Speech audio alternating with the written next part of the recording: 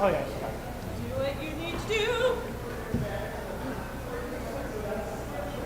Morning.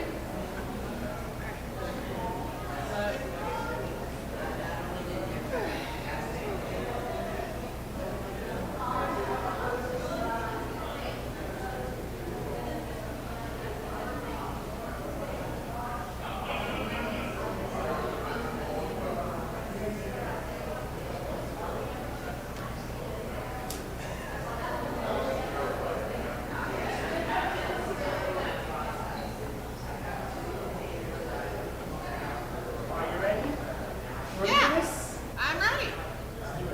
Woo! Let's do it, Joseph. We're gonna do the thing. I appreciate the little dance, Joseph.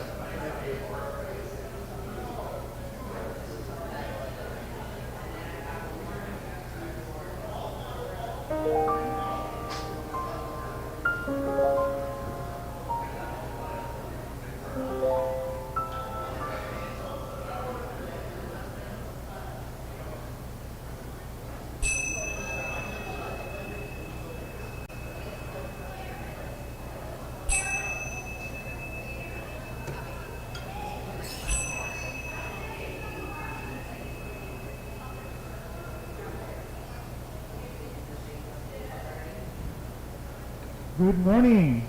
Good morning. Good morning, everybody. Better? Can you hear me now? Welcome to UU Miami. Whether you're here in the sanctuary or joining us online, we are grateful you are with us. Come in, take a breath, and let yourself arrive at this moment.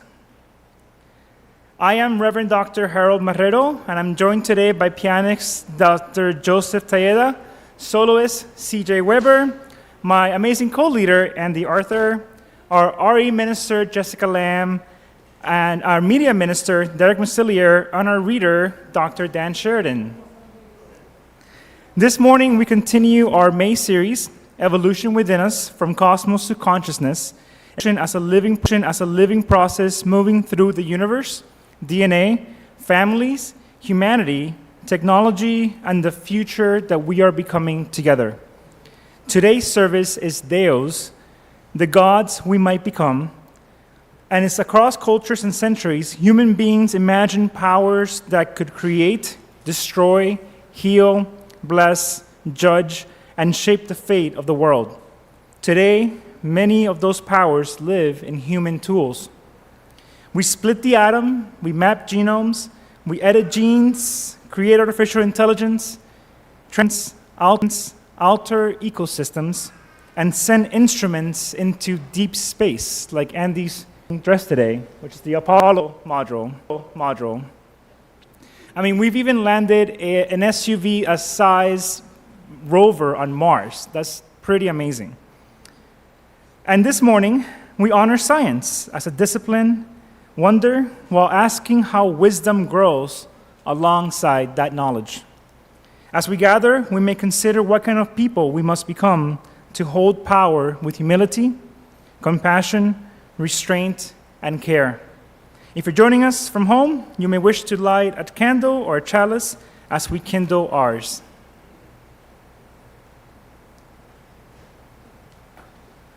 We light this chalice for humanity, standing at the edge of possibility, for the tools we have made, for the knowledge we have gathered, for the power now resting in human hands.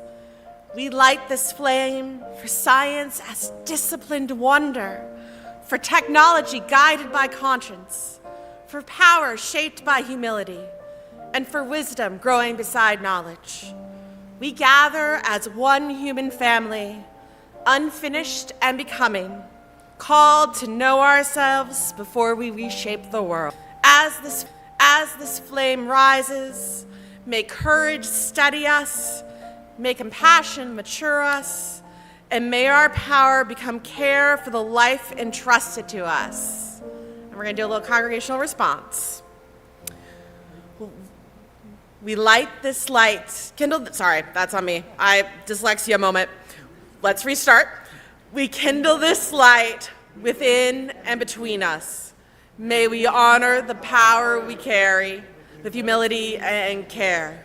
May wisdom guide our knowledge. May compassion guide our tools. May we become worthy of the future. May it be so. Salah. Please rise as you're able and join us in a unison affirmation, first in English and then in Spanish. The words will be projected on the screen. Love is the spirit of this faith, and service is his prayer. In love we agree to dwell together in peace, to seek knowledge in freedom, and to help one another.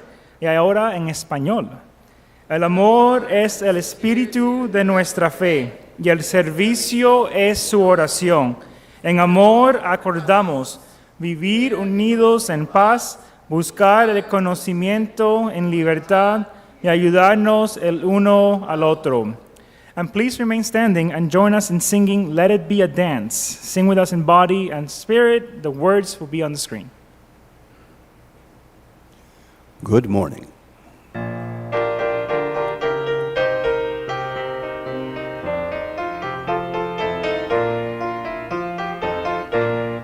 Let it be a dance we do. May I have this dance with you through the good times and the bad times too. Let it be a dance.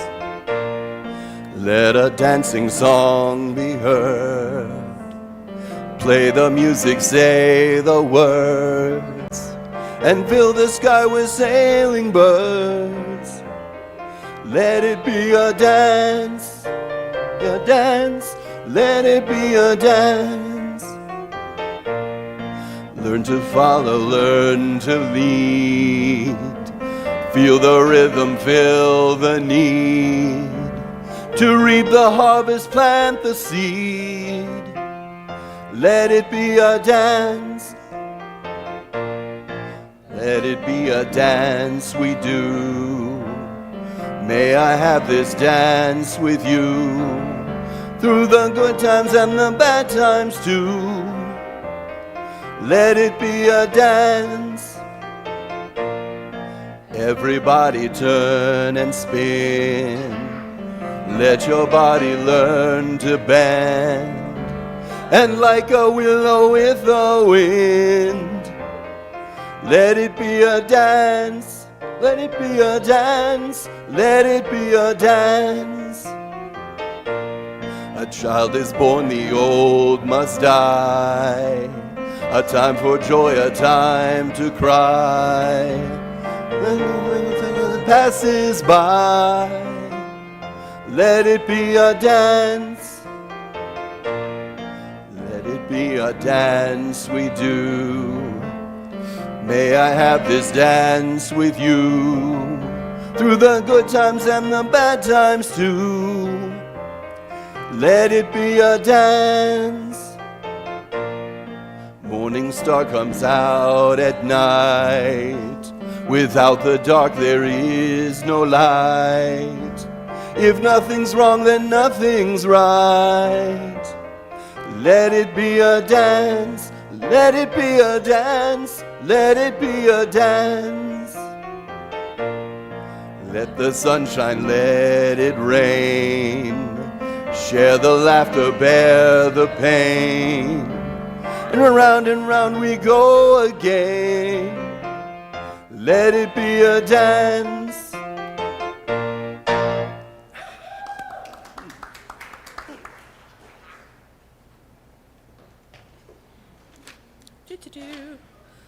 Good morning, friends, and welcome.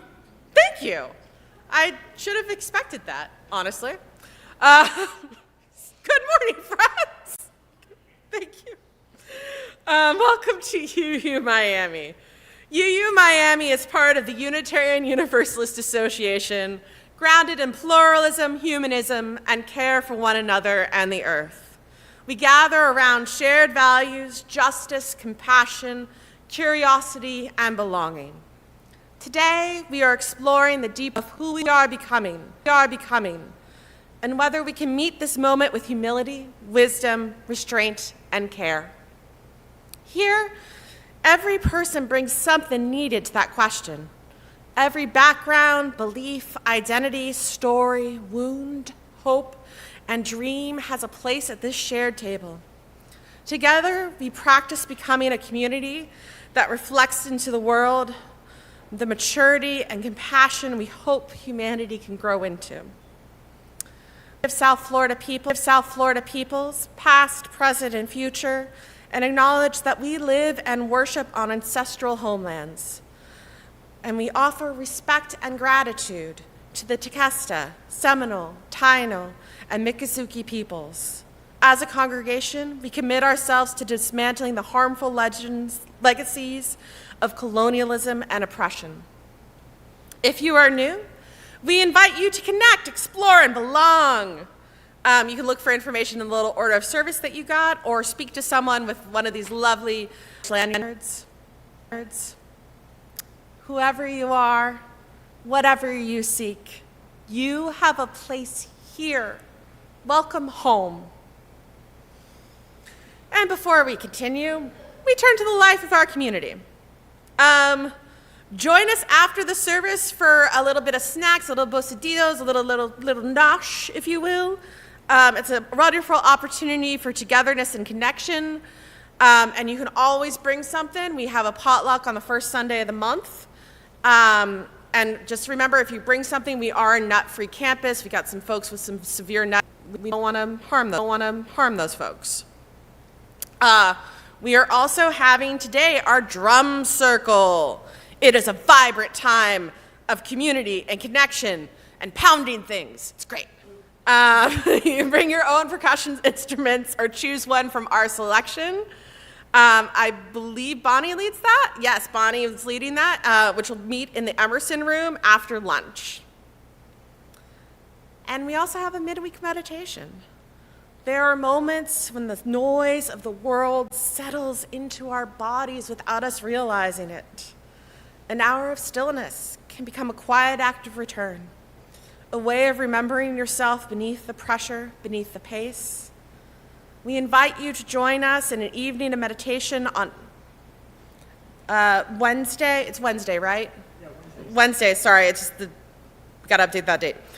In the Emerson room, this is going to be led by Judith. It's a space to pause, breathe, and gently come back into alignment with yourself. Whether you have an established practice or are stepping into meditation for the first time, you're invited just as you are. No expectations, no performance, just presence shared in community. In a world that constantly asks us to move faster, choosing to be still can be its own kind of courage. And then, on Sunday, May 31st, next Sunday, we will close our May series, Evolution Within Us, From Cosmos to Consciousness, with our annual meeting Sunday, Choosing What We Become. During that service, committee chairs and ministry leaders will share what they have accomplished this year and their hopes for the next programming year. After the service, members in good standing will vote on the proposed 26-27 budget and on the ordination of Reverend Dr. Harold Marrero and Media Minister Derek Mustile, so that they can continue their ministerial fellowship journey with the wider UUA. So yes, so we're going to vote to ordain, not ordain. Yeah, I signed up for this before I realized words were going to be hard for me this morning. I apologize. Ordain, I don't even know where I was going with that. In Unitarian Universalism, ordination is the responsibility of local congregations who recognize and affirm a person's call to ministry as part of our congregational polity and our covenant with the wider association. A budget review will be held today, Sunday, May 24th, after the service in the sanctuary. 2 virtual budget review sessions will also be offered via Zoom. Tuesday, May 26th at 10 a.m. and Thursday, May 28th at 6 p.m. You can register at UUC events/budget. There's going to be a link. We'll send it out to you guys as well. This is a time to gather, listen, reflect, and participate in what UU Miami is becoming together. I'm going to go a little off the cuff here. I've said this in the past. I firmly believe it. Your budget says what your values are, and we value this congregation, and voting helps you say the growth of the community and tell us where we want to go. Follow us on social media. We're on all of them. The Instagrams, the Facebooks, the Book of Faces, as I sometimes like to say. Places, UUC Miami. I should not have done that. I am so sorry, friends. I'm having a little bit of a day. All right. And now we just, we're going to let Harold take it from here. Thank you, Andy. So friends, at UU Miami, we share a moment of connection. This is a time that we honor the worth and dignity of everyone here. This is our UU way of saying peace and long life. I invite you to greet those around you in whatever way feels right. You might offer a smile, a nod, or a Vulcan hello, or words like, I am glad you're here, and peace be to you. If you prefer to remain seated or in a quiet presence, that is welcome too. Let us now take a moment to connect with one another in the spirit of community. Peace. I know, I'm just a little off kilter, and that is fine. I respect my worth and dignity, being off kilter. It's good to see you.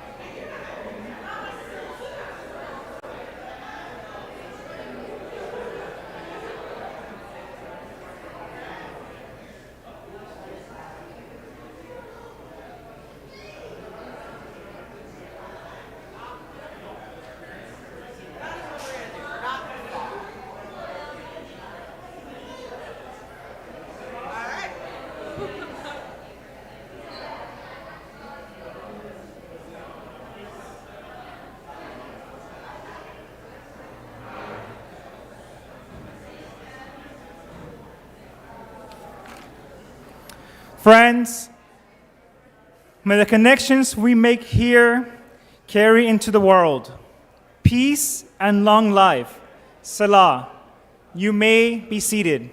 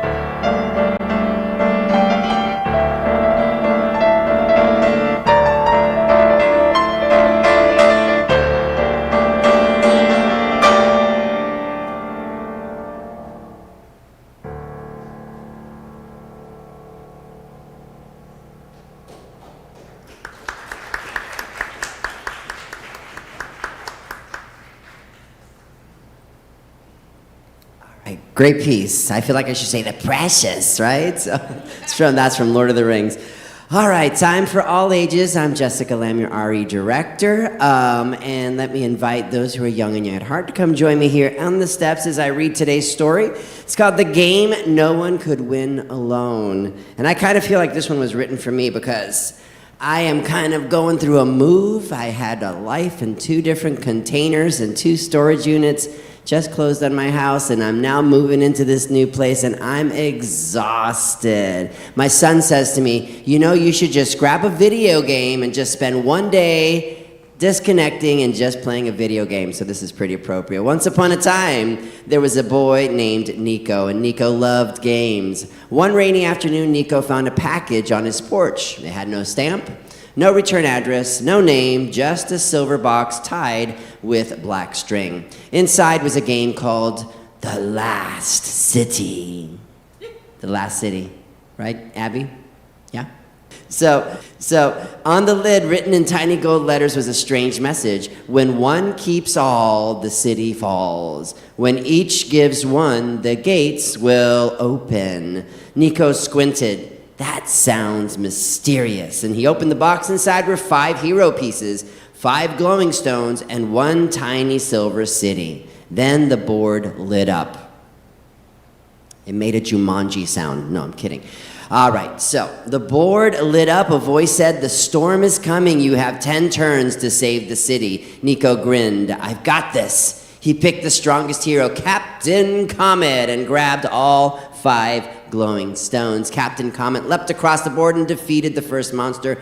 Nico cheered. Hooray! He did it. But then the city lights flickered.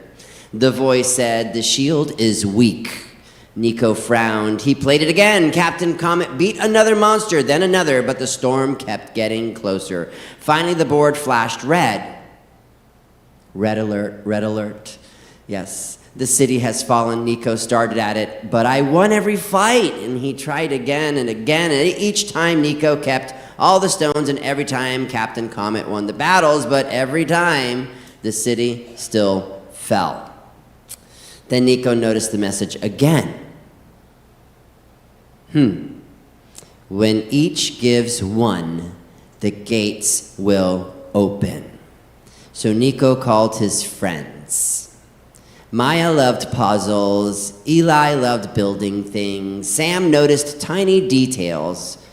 June stayed calm when everyone else panicked. They each chose a hero. Nico reached all the stones again, then stopped. What if I don't take them all, he said. Novel of a thought. Maybe if Maya pointed to the city, she can find 5 empty circles around the shield. Eli nodded. Maybe each hero has to take 1 stone.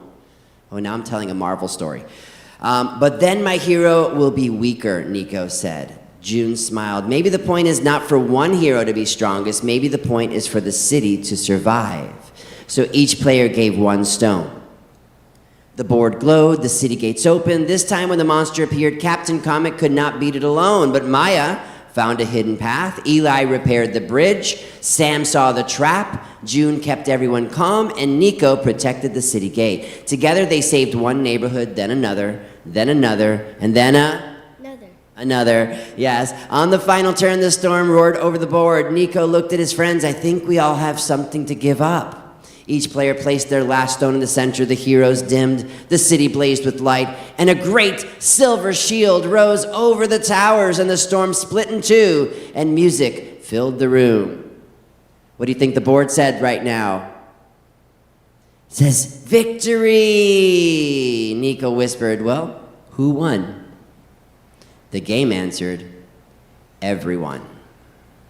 So, it took a village to win this game, didn't it? It took lots of heroes in the Marvel world to collect the Infinity Stones. Yes, it takes a crew to operate a starship. So here's the part just for you. There is an idea called game theory. It's about choices, especially when my choice affects you and your choice affects me. Sometimes we think winning means keeping the most for ourselves. But in many of life's biggest games, we win by sharing, by listening, and working together. A family works that way. A classroom works that way. A community works that way. Isn't that right, Leo? Our world works that way. Yes. Leo is the future of our world, and I'm sure he'll have a huge team next to him to make it better. When everyone gives a little, we can build something bigger than any one person could build alone, and that's collaboration. This is how the whole city wins. So, let us collaborate right now as we build ourselves a little bridge for us to head to our E-room, and let us go ahead and sing our children out. It's all you. Thank you.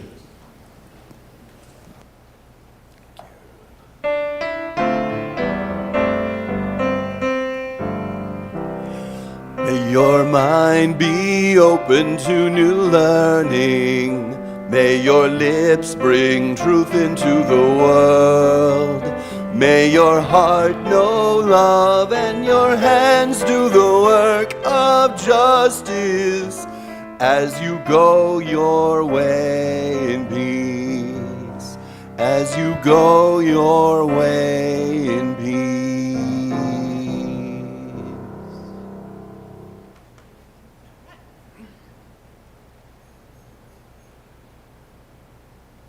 Let's not hit this microphone.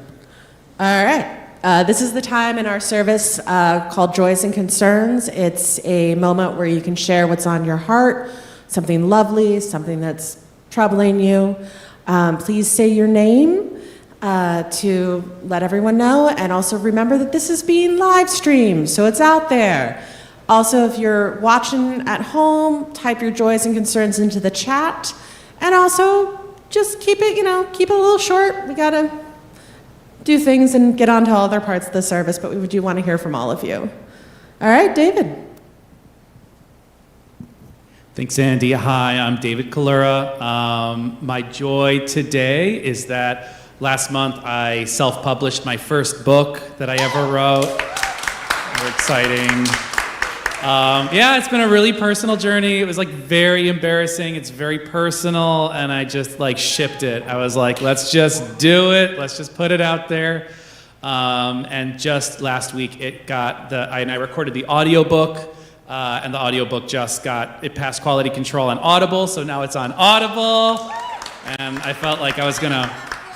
It's called Multidimensional Lens. If you search my name, you can also go on YouTube. You can listen. If you want to listen to it, you can listen to it on YouTube for free. Just search my name or search Multidimensional Lens. Thank you, guys. Thank you, Derek. That was good. I like the pop out. That's awesome. I'm going to suggest if you have the capacity, listen to it through get him paid, get him royalties. That's all. But if you don't have the capacity, free is great.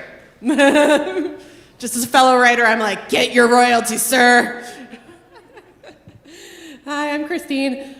This week, Lillian and I traveled to Boston for her 5th grade annual history trip, right? I lived there and I did things that I had never done before. I learned so many things, but one of the things that really stuck with me was we visited Plymouth, Pawtuxet, the landing of the Pilgrims, and they have really revamped that.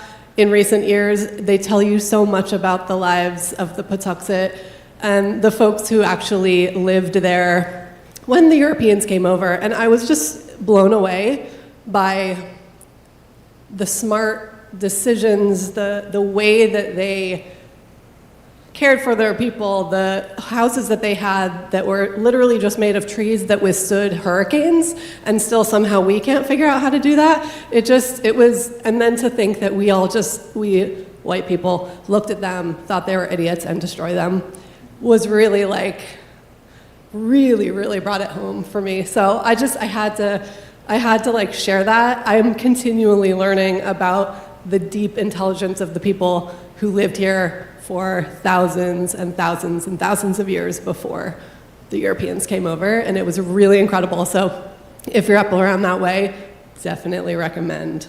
Thank you. Thank you so much for sharing. Good morning, everyone. CJ Weber here. So much joy to share this morning. It's another end of month or near end of month for drum circle. And of course, I brought Nina this time. And the reason I was able to bring Nina with me this time was I have a car now.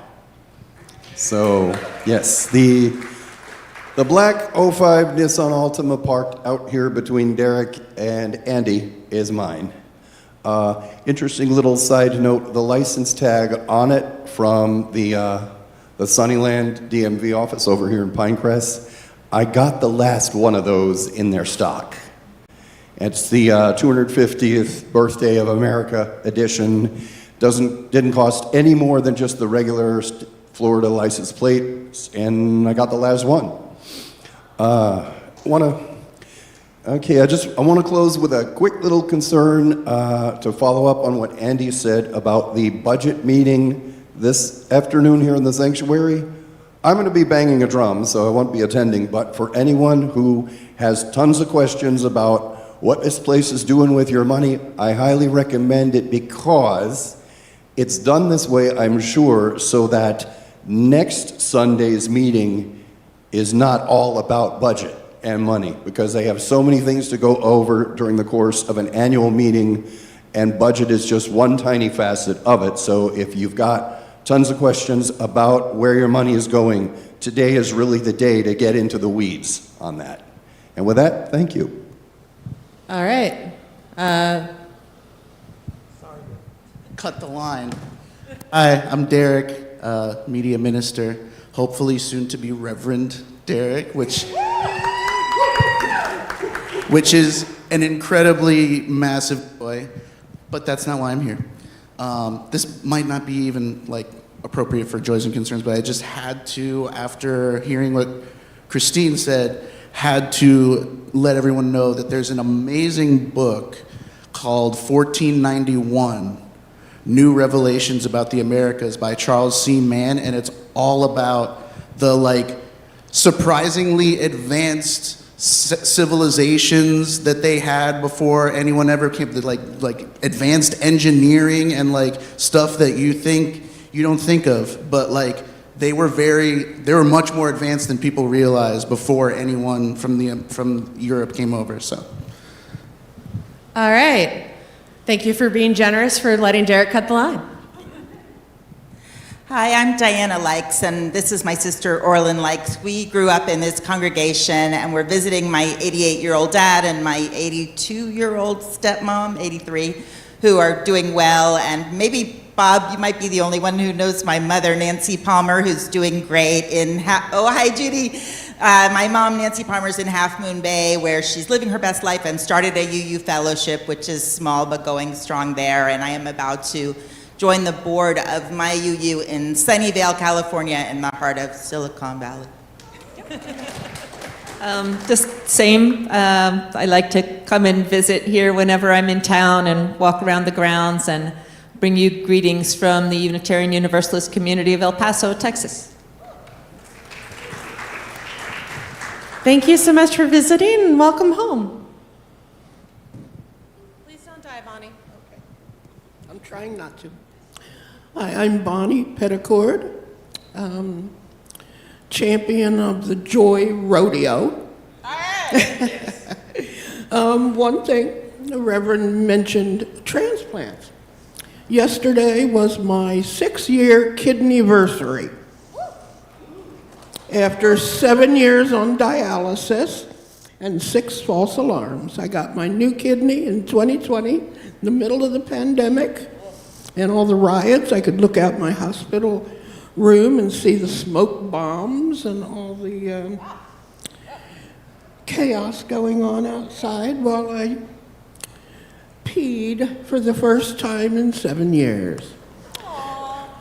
And I have something to share. My mantra currently is, yes, yes, thank you. Yes, yes, thank you. It's yes to all that has been, yes to all that is to come, and thank you for the lessons learned. Yes to the pain and sorrows, to the joy and wonder. Yes to the pain and travail. Thank you for the lessons learned. thank you, yes, yes. Thank you. All right, Alex. Hello, I'm Alex Fornino. I have a joy based on about a friend I have. He lost his job, he lost his home, he even lost his belongings, but he did still have a Facebook account. So every now and then he reaches out to me when he can't quite save up money for things that he needs. In this case, most recently, he had to get like a certification for driving. Otherwise, his license would be revoked next time he got caught something. So luckily, he reached out to me. We met up. I gave him some cash, and with that, he made his way to Sarasota to visit there to get his certification. He did well, and now he's back on track. Now he's in bad straits, but not dire straits. Thank you so much. And you get out one moment at a time. My name is Michael Laughlin. I go by Mike. I have been coming to this congregation now for some time over a year. This is my first time up here, and I'm not quite sure why. But one reason might be that I used to get paid for talking, and I could talk for 2 hours straight. So I did not want to subject anybody here to my 2-hour conversation. But I do have a little story to relate. Last Sunday, my wife and I were at a hotel in downtown London called the Tower Hotel, right on the Thames. And it was Sunday, and we had been planning to do something outside of London. We took the train from Victoria Station down to Canterbury. And so last Sunday in the evening, we attended a service that they used to call Vespers, but now apparently for the Anglicans they call it Evensong. But I didn't know anybody there. But it was a great experience. The music was incredible. And we got back on the train and went back to London. I hadn't been in London for 58 years. Almost 58 years. And when I first went to London when I was about 21 years old, I came into the country with a bunch of Ghanaians who were curious because I'm from near Chicago and they thought I could get them guns. And the immigration people in England said, "Watch out for those darkies." And I thought, wow, this place is more racist than the United States. Well, this time, going to London after Brexit, after watching all the soccer hooligans and thinking about our country and England, and I had a really negative view of the fighting and the racism in England, this time, everybody, maybe it was where I was, everybody was incredibly friendly. I saw no sign of problems. I saw a transportation system that basically was so different than most places in the United States, where you had taxis, buses, Uber boats, subway or the tube, the train system, the transportation from Heathrow downtown. It made me think that there's a community there, which I don't necessarily, maybe it's here too, but I don't get the feeling that the transportation system in the Miami area is built for human beings. I don't know what it's built for, cars or Grand Prix or something. But anyway, so that's my story, and it's great to be back because I know some people here, and I didn't know the people in Canterbury.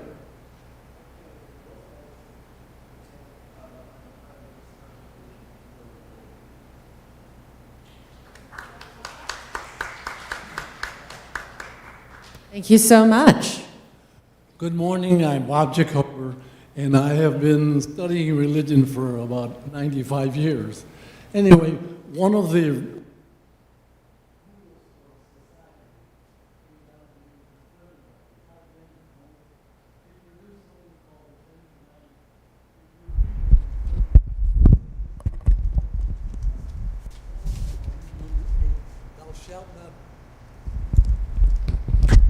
Sorry, friends, the mic battery died. Oh, okay. Anyway, so I'll read the most important for me of the 10 Commandments. Thou shalt not bear false witness. If everybody told their truth, we would have a wonderful world. All right. Thank you to everyone who came up here to tell their truth. And for those truths unspoken, we feel you and we honor them. Thank you.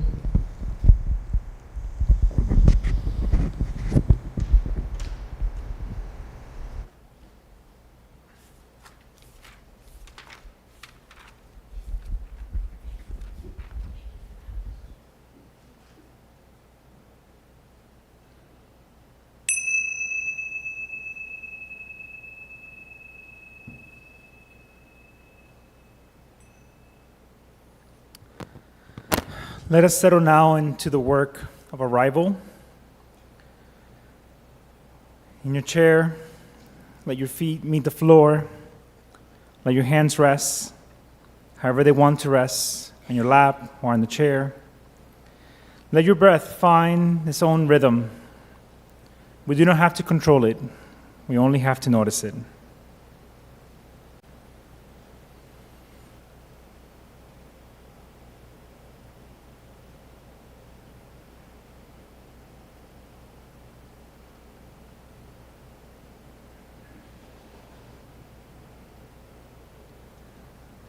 Notice for a moment that we're still here, that this body, still working, still breathing, has carried us through another week. We have come from many places this morning, from traffic and family and the news, from bodies that are tired and minds that have been running. We bring all of it here. Nothing has to be left at the door. Let us be quiet enough to hear the depth that is always speaking underneath the noise, the depth that knows our names, the depth that has been waiting all week for us to slow down enough to notice it. Let us be still enough to feel the company of this room, the strangers and the friends, the ones who are praying, the ones who are doubting, the ones who came because they did not know where else to go. We are here together. Let that be enough for now. We are here. We are listening. Selah.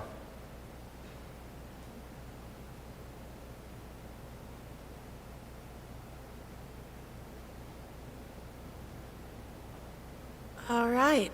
Now let us rise in body or spirit. We're going to sing our centering hymn, Spirit of Life, first in English and then in Spanish. And then please, CJ, come do this for me.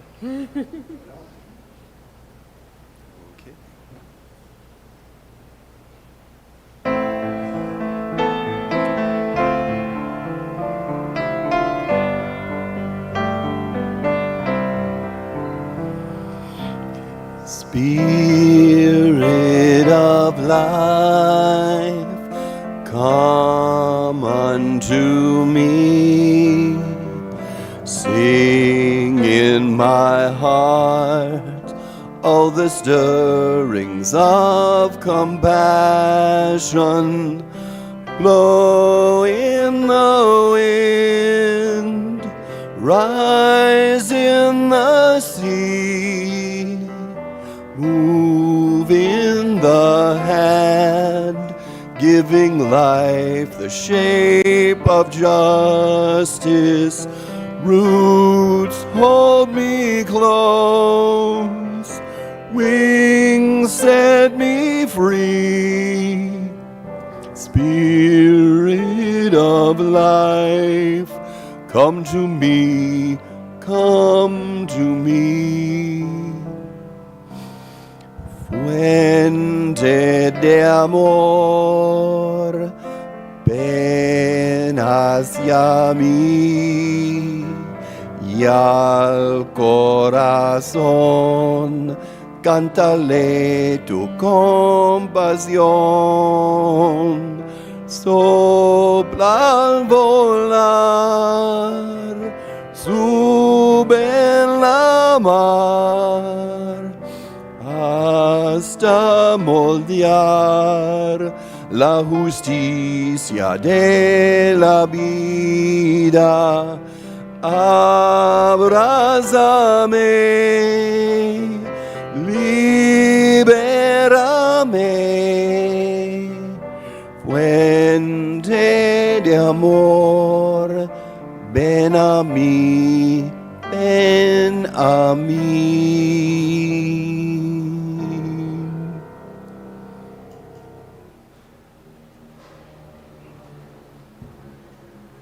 You may be seated.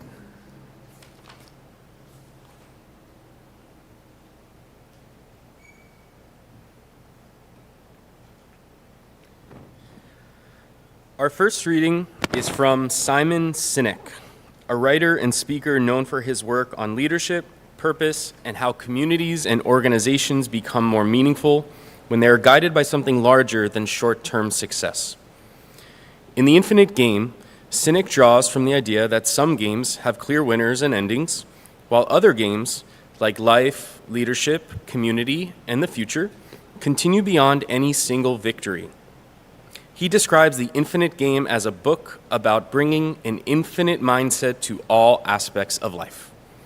For today's service, this reading invites us to consider power, purpose, and the difference between winning in the moment and living for a cause worthy of the future. Winning provides a temporary thrill of victory, an intense but fleeting boost to our self-confidence.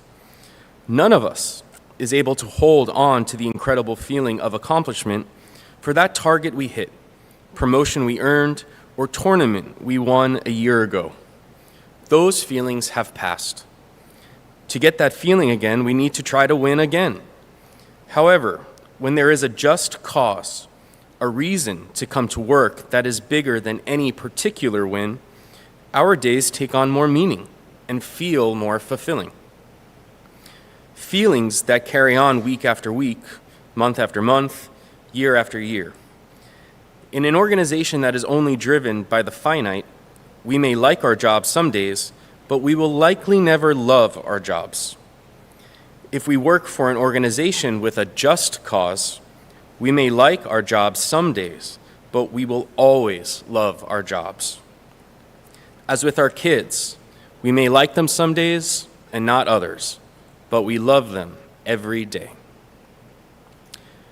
May we live for a cause larger than winning, and may our power be guided by purpose. Our second reading is from Yuval Noah Harari, a historian, philosopher, and author of *Sapiens*, *Homo Deus*, 21 Lessons for the 21st Century, and other works exploring humanity's past, present, and possible futures. In *Homo Deus*, A Brief History of Tomorrow, Harari asks what may happen as human beings gain powers once imagined as divine, the ability to reshape bodies, minds, societies, and perhaps the future itself. For today's service, this reading reminds us that knowledge changes the world it tries to understand. Wisdom must grow alongside knowledge, because power moves faster than certainty. Knowledge that does not change behavior is useless, but knowledge that changes behavior quickly loses its relevance. The more data we have, and the better we understand history, the faster history alters its course, and the faster our knowledge becomes outdated. Centuries ago, human knowledge increased slowly, so politics and economics changed at a leisurely pace too. Today, our knowledge is increasing at breakneck speed, and theoretically, we should understand the world better and better, but the very opposite is happening. Our newfound knowledge leads to faster economic, social, and political changes. In an attempt to understand what is happening, we accelerate the accumulation of knowledge, which leads only to faster and greater upheavals. Consequently, we are less and less able to make sense of the present or forecast the future. May we meet the future with humility, and may knowledge become wisdom before power outruns care. May it be so. Selah.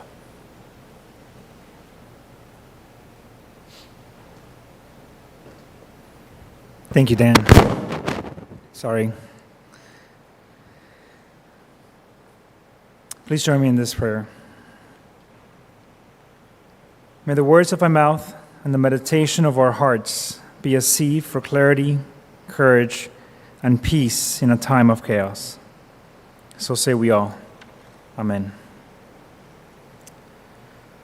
I have often looked up at the stars at night and taken myself on a mental journey. I zoom out of myself, out of the earth, out of the solar system, out of our galaxy, expanding my consciousness to see the galactic threads that hold our universe together. And then, as I get farther away, those threads of galaxies turn into neurons, and I come out on the other side, right where I started. This is a meditative practice that calms my anxiety. It is a cosmic reminder of how small we are in the grand scheme of the universal scale. And yet, on a quantum level, we are everything, alive to the world around us, looking out into the stars with wonder and awe. We know that the Earth is just one of 6 to 20 billion possibilities for life in our own galaxy. That's just in the Milky Way. We are one of probably 20 billion possibilities that all this could happen. The probability that life exists out there is massive. But as far as we know it, at this moment in time, we are the only planet that has us in it. With the current configuration of people who are here right now, experiencing everything that consciousness has to offer. And I would like for us to take on the following question and hold on to it for the week ahead. Our science fiction and our mythological stories have always dreamed of powerful beings from out there. Beings just outside the reach of our communications. Beings who, like the gods of old, are responsible for all that is. But what if we are the first successful configuration of matter that has become conscious in our galaxy? What if we are the gods of old, the Vorlons from Babylon 5, the progenitors from Star Trek, the first force-wielding race from Star Wars, the first tribe of humans from Battlestar Galactica? What if we are the first to have awakened in the sea of stars that is the Milky Way? And what does that say about our divine responsibility to one another, to the cradle of life that is Gaia, Earth, our mother planet, to the fact that everything we have been speaking of through this series exists within the complex existential configuration or the soul of everyone here today? That question often leaves me in a state of immense awe, but it also leaves me in a state of existential dread when I see that we are not living up to our potential. All you need to do is turn on the news each morning and see how we, as a species, are squandering that potential, that divine responsibility. And that is what we are going to explore this morning. So let us hold that question together. See, I am a true believer in the possibility that is us. I truly believe that humanity is a beast of possibility, like my shirt says. And that is an orientation towards the collective we that allows me to find hope in the chaos of our world. You see, we are a species whose stories are filled with contradictions.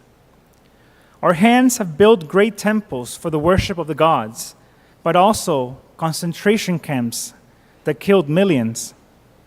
Our imaginations have produced symphonies that stir our emotional cores, and also tools for war that continue to get better at fueling fear and aggression. Our love breaks open when a loved one dies, but our fear dropped nuclear bombs on children and civilians whose lives were wiped out in seconds. We carry in our biology, our consciousness, our stories, and a capacity for becoming that has produced our worst moments, but also our most luminous ones. All of those contradictions exist within us. It is what makes us beasts of possibility.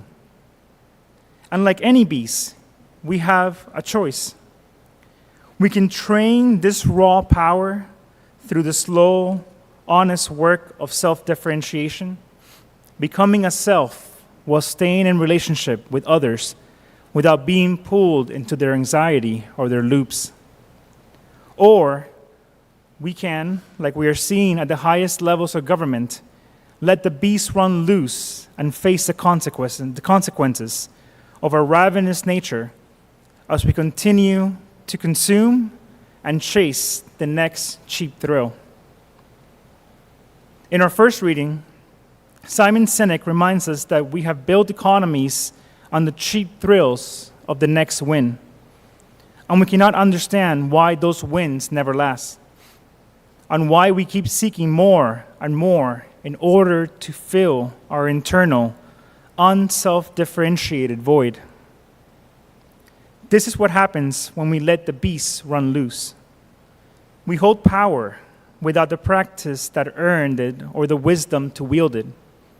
We build nations that cannot speak to one another and so resort to violence. We build religions that seek power and control and have forgotten their own beauty.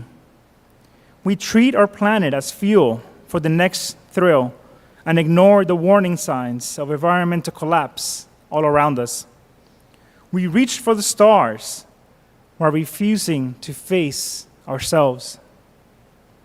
We are anxious because everything is happening so quickly, producing so much collective anxiety, because we are not yet what this moment requires.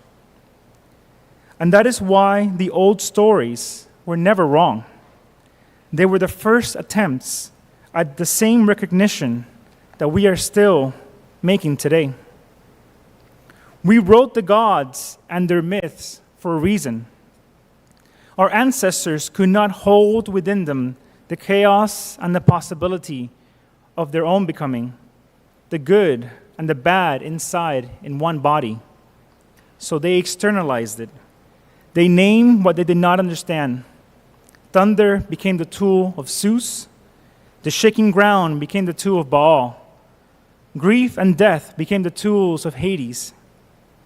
We gave away our terror so it would have somewhere to live that was not inside us.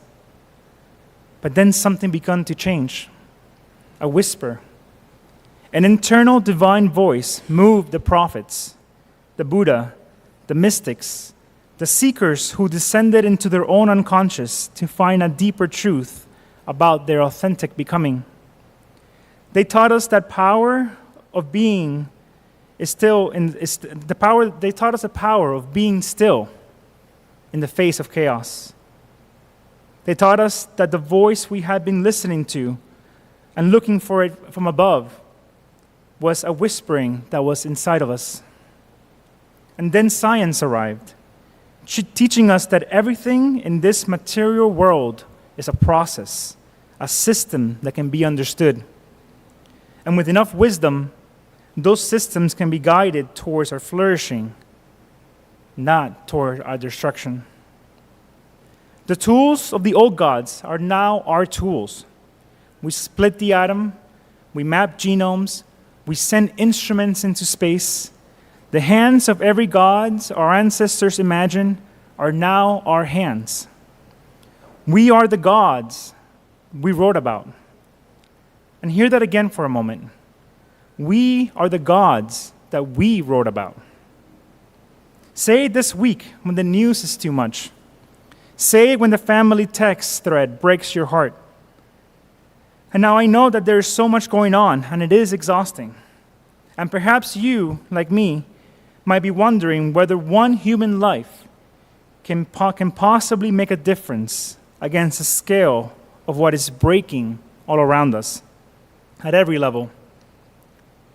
But I truly believe that the work can be scaled up because we can choose to make a difference within ourselves.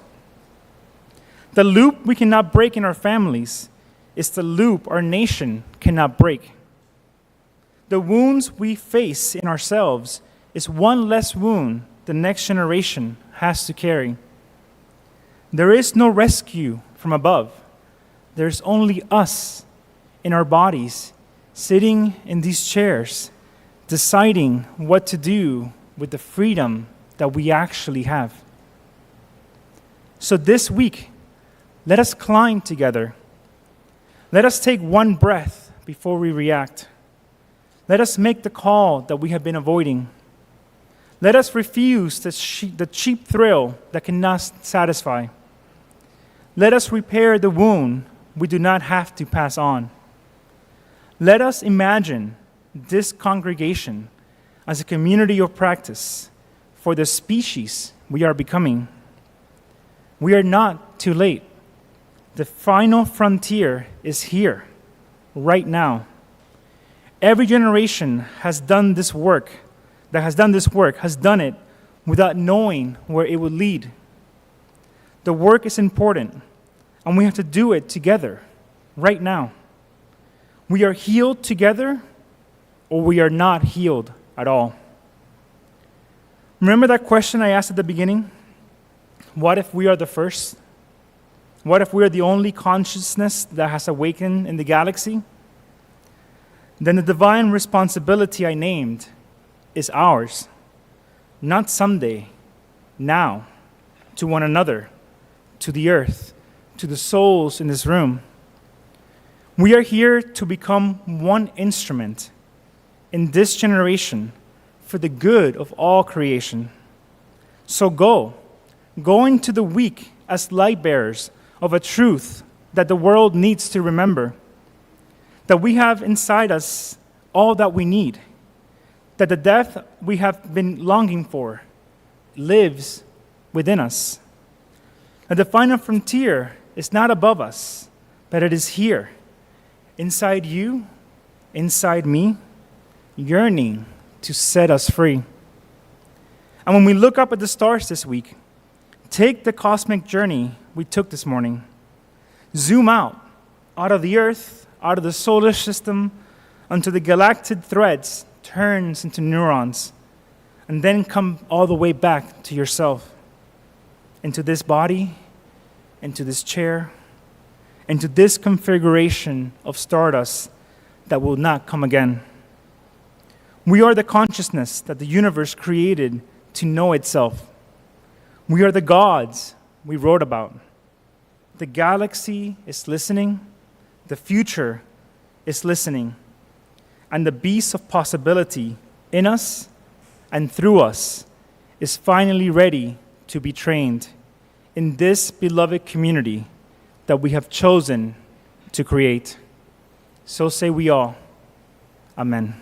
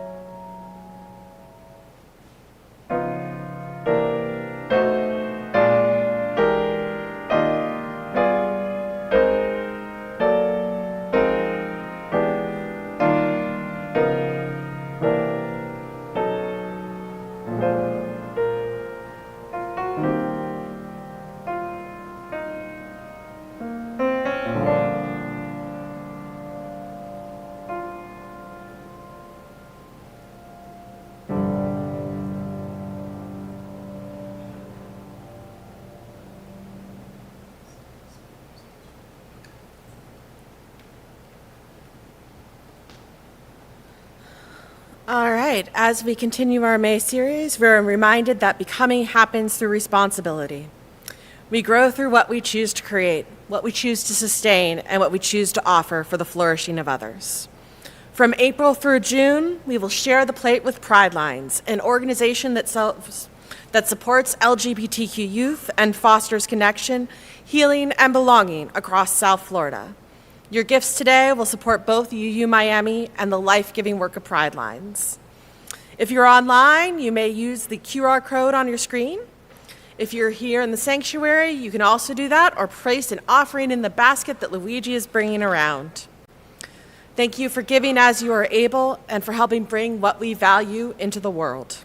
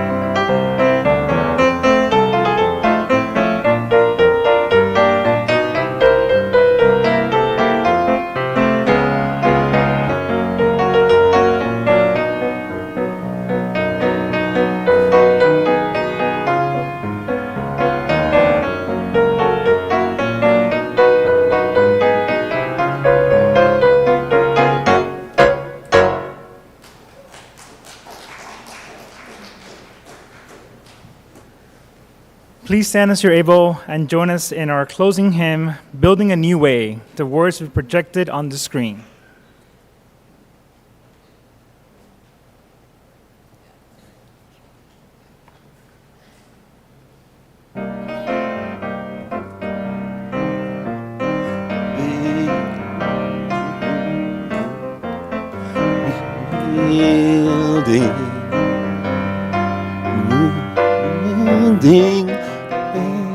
We are building a new way, feeling stronger every day. I'm sorry.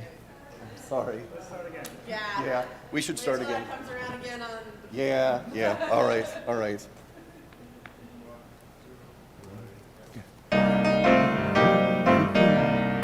We are building a new way. We are building a new way.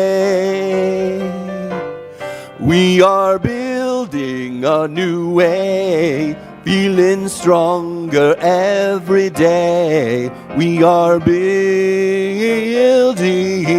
a new way.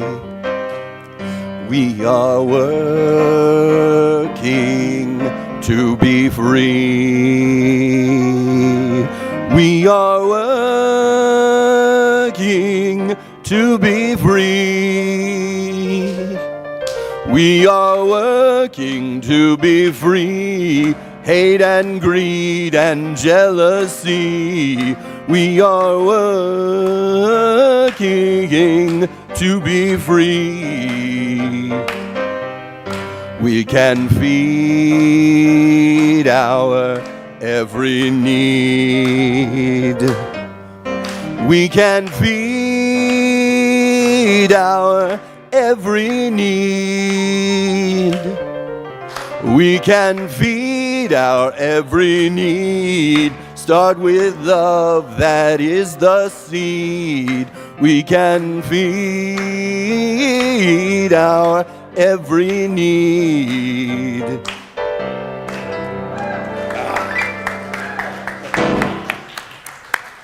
Thanks you. for bearing with me. Well, that was good. I felt like I was back at Southern Baptist Church for a moment. Friends, you want to come join me? We extinguish this flame, carrying this light into the week ahead.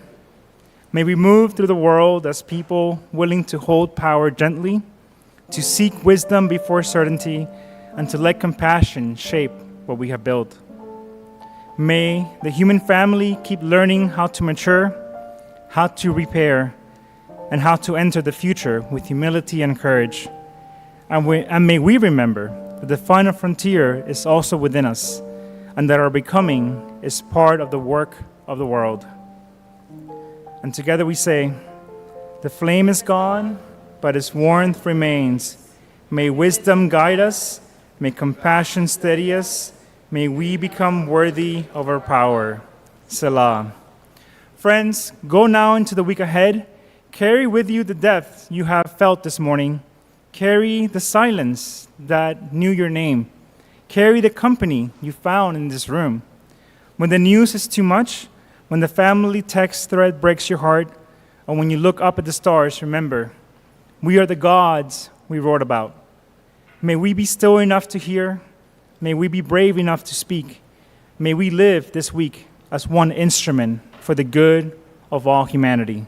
So say we all. Salah. Go in peace.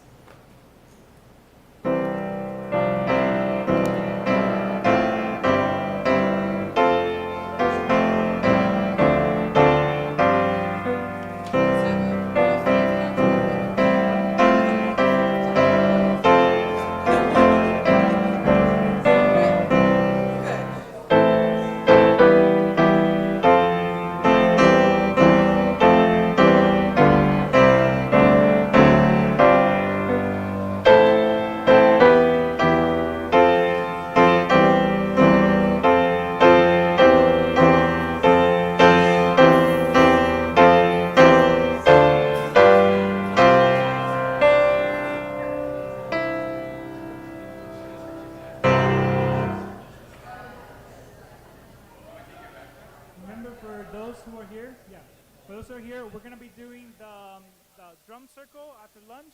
Oh, you can hear.